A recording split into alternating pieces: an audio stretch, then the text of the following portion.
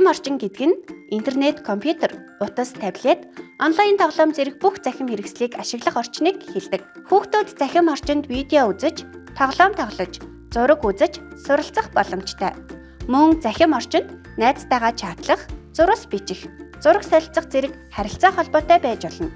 Захим орчин нь өөрт хэрэгтэй мэдээлэл хайх, харилцаа холбоо тогтоох, сурч хөгжих зэрэг олон боломж олгодог. Гэхдээ захим орчинд танихгүй хүмүүс зохисгүй сэтгэгдэл бичиж, бусдыг доромжилж гомдоосон мэдээлэл байдаг. Онлайнаар тоглох, найзтайгаа харилцахдаа соёлтой байж, захим аюулгүй байдлын дүрмээ мөрдөх нь чухал юм. Хүүхдүүд захим орчинд үүсэх аливаа эрсдлээс сэргийлэхийн тулд дараах дүрмийг мөрдөх нь зүйтэй. Дүрм 1. Захим орчинд өөрийн гэрийн хаяг, утасны дугаар, нууцыг зэрэг ховийн мэдээллээ ил байршуулахгүй, бусдад өгөхгүй байх. Дүрм 2. Захим орчинд таагүй сэтгэгдэл төрүүлсэн аюултай санагдвал ганцаараа шийдэхгүйгээр эцэг эх, багш, эсвэл насанд хүрсэн дотны хүнд хэлж тусламж авах. Дүрм 3. Захим орчинд бусдын үзэл бодлыг хүндэтгэж, бүдүүлэг үг хэрэглэхгүй байх. Хувийн мэдээлэл гэдэг нь тухайн хүнийг таньж мэдэхэд ашиглаж болох мэдээллийг хэлдэг.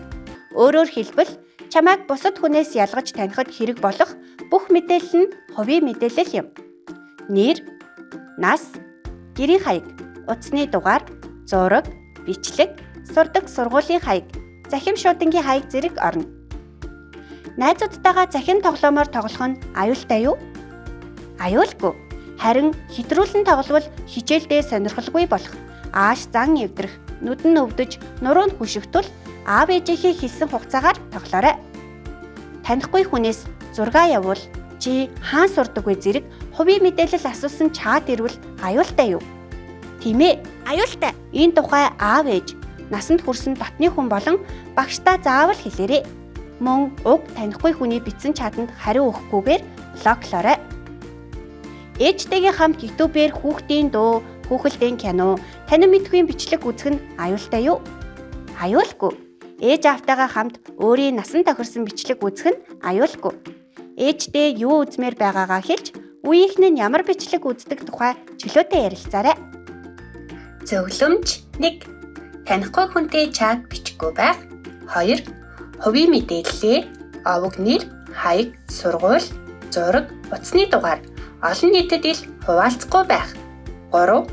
Интернетийн аливаа хаягныхаа нууц үгийг өөр хүнд өгөхгүй байх. 4.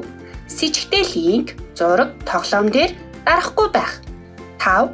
Хэрэв асуудал тулгарвал ээж аав багштай даруй хэлээрэй. 6. Захим тоглоом тоглохдоо зөвхөн найзуудтайгаа тоглоорой. 7. Нууц бол нууц, зарчмыг мөрдөж, хизээч олон нийтэд хувийн мэдээлэлээ гаргахгүй байх.